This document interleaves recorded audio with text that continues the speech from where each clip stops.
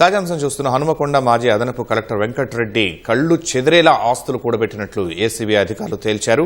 ఏకకాలంలో వెంకటరెడ్డి ఇల్లు సహా 7 చోట్ల సోదాలు జరిపి కీలక పత్రాలు స్వాధీనం చేసుకున్నారు. మరింత సమాచారం మా ప్రతినిధి నాగార్జున అడిగి తెలుసుకుందాం. నాగార్జున, అదనపు కలెక్టర్ వెంకటరెడ్డి ఇళ్లలో ఏసీబీ సోదాలు గుర్తించిన అంశాలపై తాజా సమాచారం ఏంటి? డిసెంబర్ నెలలో 60,000 లంచం తీసుకుంటూ పట్టుబడ్డటువంటి హన్మకొండ రెవెన్యూ శాఖలో ఉన్నటువంటి అదనపు కలెక్టర్ అర్రమద వెంకటరెడ్డిపై ఆదాయానికి మించిన ఆస్తి కేసులు పోలీసులు నమోదు చేశారు. అప్పుడు అతని అక్కడ అక్రమాలకు పాల్పడ్డారనే విషయాన్ని తెలుసుకున్నటువంటి అధికారులు అతన్ని సస్పెండ్ చేశారు. సో సస్పెండ్ చేసిన అనంతరం అతని పైన ఆదాయానికి మించిన ఆస్తులు కేసు నమోదు చేశారు. ఇందులో భాగంగా ఈ రోజు మొత్తం ఇతని ఇల్లు సహా మొత్తం 7 చోట్ల సోదాలు నిర్వహించారు. హైదరాబాద్ లో మంచిర్యాల సహా ఉప్పల్లో ఉన్నటువంటి ప్రాంతాల్లో సోదాలు నిర్వహించారు.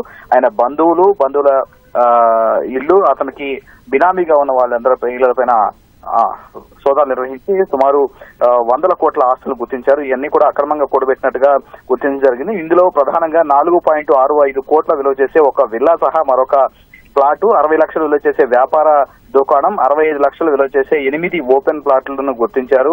దీంతో పాటుగా 14.5 ఎకరాల వ్యవసాయ భూమిని కూడా ఏసీబీ అధికారులు గుర్తించారు. అయితే వీటితో పాటు అతను ఇంట్లో 30 లక్షల నగదుని గుర్తించారు. దాంతో పాటుగా 44 లక్షల రూపాయల బ్యాంకు బ్యాలెన్స్ ను కూడా గుర్తించడం జరిగింది.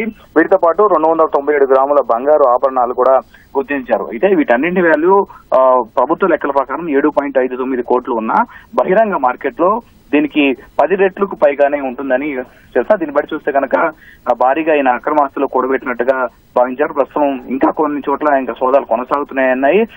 సోదాల తర్వాత మరికొంత అక్రమాస్తుల వివరాలు కూడా బయటకు వచ్చే అవకాశం కనిపిస్తుంది.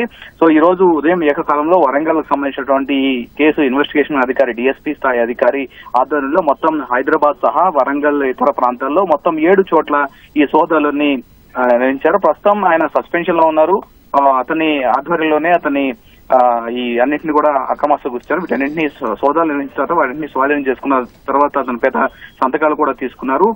మరికొంతమంది అతని కస్టడీలోకి తీసుకొని విచారిస్తే మరికొంతమంది బినామీ ఆస్తులు ఇతర వివరాలు కూడా బయటకు వచ్చే అవకాశం ఉంటుందని తెలుస్తోంది. ప్రస్తుతం అయితే ఏసీబీ అధికారులు ఇంకా కొన్ని చోట్ల సోదాలు కొనసాగుతూనే ఉన్నాయి. ధన్యవాదాలు నాగార్జున.